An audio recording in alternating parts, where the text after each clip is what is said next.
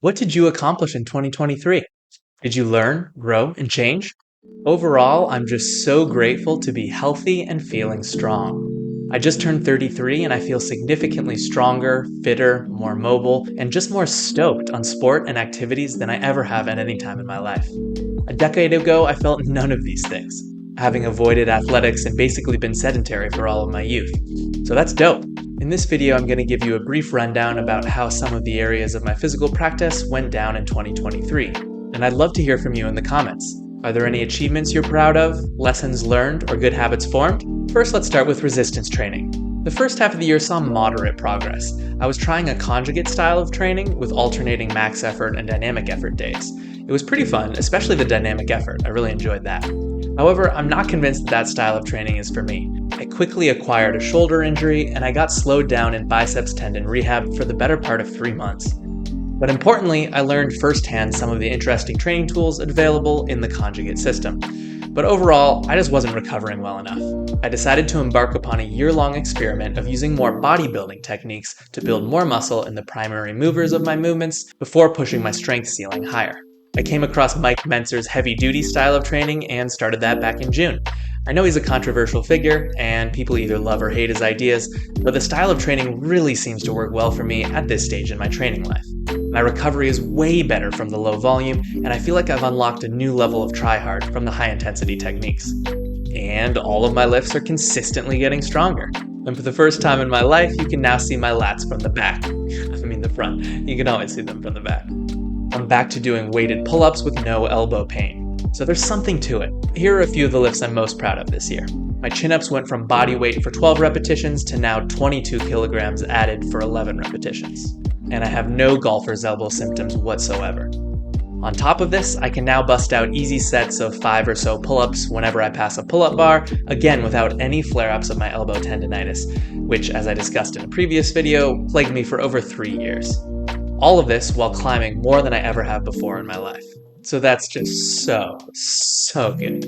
And deadlifts. Again, I'm working in the higher rep ranges here, so I took my deadlifts from a measly 88 kilograms for 12 reps to a still somewhat measly 134 kilograms for 8 reps.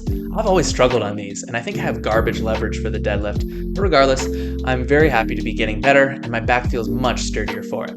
Next is the hanging knee raise. I'm super happy with this. I started at body weight for 14 repetitions, and most recently I lifted an 18 kilogram dumbbell with my legs for 11 reps.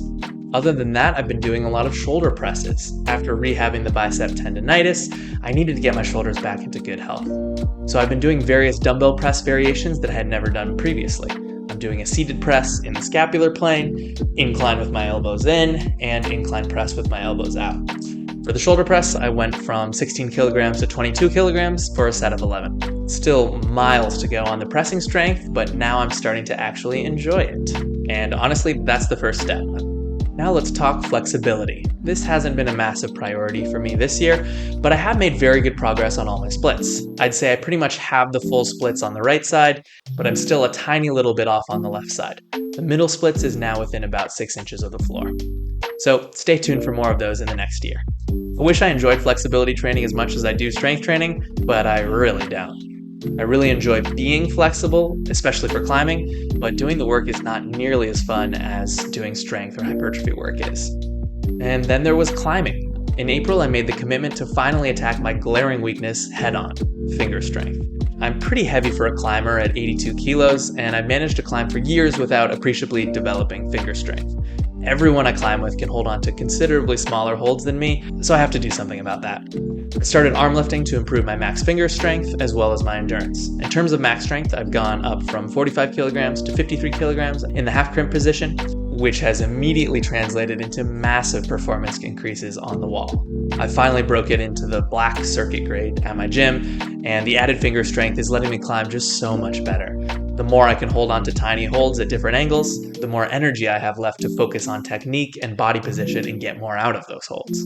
I'm committed to continuing finger training until it ceases to be my weak link in climbing, and I suspect that may take at least a decade, so we're going to be on a long journey. But my plan is to be climbing harder in my 40s than I am in my 30s, and that's a promise. Shout out to you, Dave McLeod, and all the other old crushers who are inspiring me. And 2023 was the first year that I started actually running. I never really talk about this on my channel because I'm still a beginner. But I started off with an abysmal 12-minute per kilometer pace for a zone 2 heart rate of around 150 beats per minute, and that was only across a 10-minute run. And now, a year later on my most recent runs, I'm down to a zone 2 pace of around 7 minutes and 40 seconds for a 5K. So that is great progress, but I think that's pretty typical for noob gains. I definitely feel that my recovery from strength training and climbing is benefiting from this increased aerobic fitness. Anyways, 2023 was just another year on the grind, and overall I had a blast, and I'm excited to see what fun, progress, and lessons another year of training will bring. Take care, train hard, and stay stoked.